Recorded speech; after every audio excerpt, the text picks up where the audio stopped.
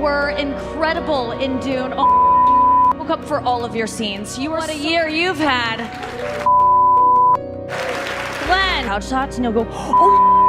अस्सलाम वालेकुम खातिन हज़रात। ट्यूसडे के दिन कैलिफोर्निया की एक सिटी लॉस एंजलिस मतलब एलए में एक ऐसी आग लगी जो अभी तक के काबू नहीं हो पाई है। लगभग एक हफ्ता हो गया है लेकिन अभी तक उस आग पे काबू नहीं पाया गया है। ऐसी आग यूएसए में लगती रहती है लेकिन इस बार की आग कुछ अलग है। इस आग का रिलेशन वेदर चेंजेस की वजह से बताया जा रहा है, लेकिन इस आग का इतना फैल जाना ड्राई वाइंड की वजह से मतलब खुश्क हवा की वजह से बताया जा रहा है। ये आग पैलिसेड से लगना शुरू हुई थी जो कि लॉस एंजलिस के पास ही एक जगह है। बढ़ते बढ़ते आग ईटन और हर्स्ट की जगहों पे भी लगना शुरू हो गई। इस आग की लपेट में लगभग 38,000 एकर्स का एरिया आ गया है, जिसमें से पैलिसेड्स का एरिया 23,700 एकर्स है, ईटन का 14,100 एकर्स और हर्स्ट का 700 एकर्स। इस आग में अब तक के 24 लोगों ने अपनी जानें गंवा दी और गवर्नमेंट ने 1.5 लाख लोगों को अपना घर छोड़ने के लिए कहा है ताकि वो आग की लपटों में ना आ जाए। इस आग की वजह से जानी नुकसान तो काफी कम हुआ है, लेकिन स्ट्रक्चर्स, बिल्डिंग, हाउसेस ये हजारों की संख्या में तबाह और बर्बाद हो चुके हैं, जिसकी कुछ तस्वीरें आप अपनी स्क्रीन पे भी देख सकते हैं। इस आग के चलते यूएस गवर्नमेंट को $150 बिलियन का नुकसान हुआ है। हालांकि यूएस गवर्नमेंट इस आग को कंट्रोल करने के लिए काफी कुछ कर रही है। उन्होंने अपने फायर ब्रिगेडियर्स भी काफी सारी संख्या में खड़े कर दिए हैं जो आग को बुझाने का काम कर रही है। साथ ही ये प्लेन से पिंक लिक्विड भी छोड़ने का काम किया जा रहा है, जिसका यूज बताया जा रहा है कि ये ऑक्सीजन की मात्रा को कम करने में काम आता है, जिसकी वजह से आग और ना भड़के। इतना सब कुछ करने के बावजूद भी पैलिसेड्स में अभी तक 13% ही आग अंडर कंट्रोल आई है। ईटन में 27% और हर्स्ट में 89%।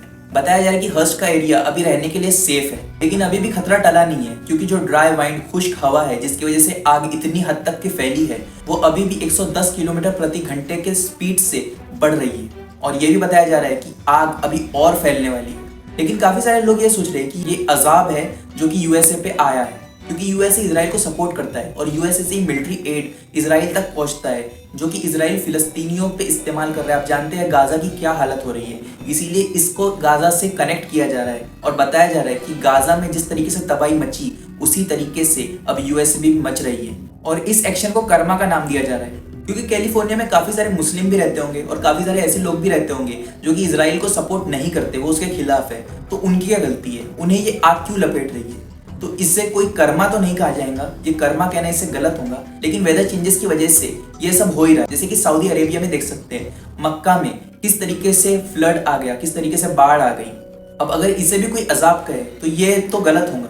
लेकिन इन सब चक्कर में बात ये समझने वाली है कि अमेरिका को अब ये समझ जाना चाहिए कि गाजा वालों पे क्या बीत रही होंगी। उनको तो हर दिन ये देखना पड़ता है। अब अमेरिका वालों को ये सोचने की जरूरत है कि कैसे कैलिफोर्निया की एक सिटी में आग लगने की वजह से उनका इतना बिलियंस का नुकसान हो गया और उनकी कितनी सारी प्रॉपर्टीज का नुकसान हो गया। इसी तरीके से गाजा के हर एक लोग पे, फिलिस्तीन के हर एक लोग पे कितना जुल्म हो रहा है।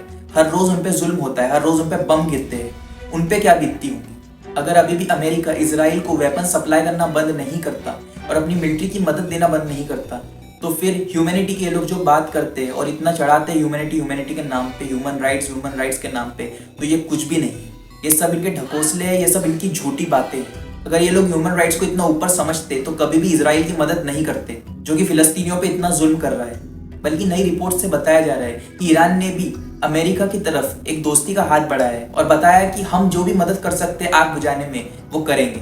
ये एक्ट ईरान की तरफ से बहुत अच्छा इनिशिएटिव है और हम इसे सपोर्ट भी करते हैं। जो भी फिलिस्तीनियों के साथ हो रहा है वो बिल्कुल गलत हो रहा है, लेकिन यूएसए में भी जो हो रहा है, जो आग लगी है, ये भले ही नेचुरली हो, लेकिन इसके वजह से भी हम कोई खुश नहीं है। उसके लिए फिर भी हम दुखी है क्योंकि जान किसी की भी हो वो मायने रखती है। आपकी क्या राय है इस बारे में नीचे कमेंट करके बताइए।